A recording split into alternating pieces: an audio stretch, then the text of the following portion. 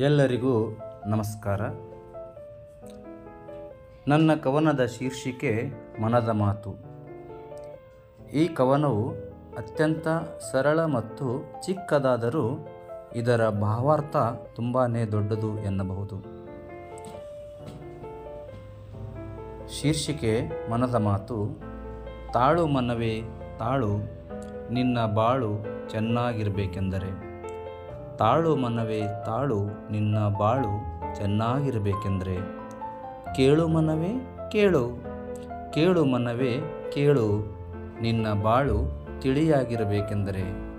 ಕೇಳು ಮನವೇ ಕೇಳು, ನಿನ್ನ ಬಾಳು ತಿಳಿಯಾಗಿರಬೇಕೆಂದರೆ.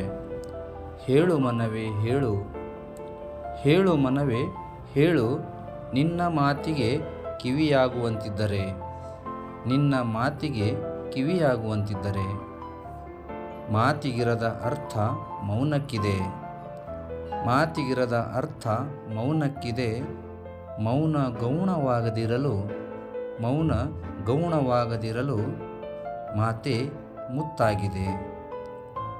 ಮಾತೆ ಮೃತ್ಯುವೂ ಆಗಿದೆ. ಮಾತೆ ಮತ್ತೇನೇನೋ ಆಗಿದೆ, ಮಾತೆ ಮತ್ತೇನೇನೋ ಆಗಿದೆ. ಆಲಿಸಿದ್ದಕ್ಕಾಗಿ ಸರ್ವರಿಗೂ ಧನ್ಯವಾದಗಳು.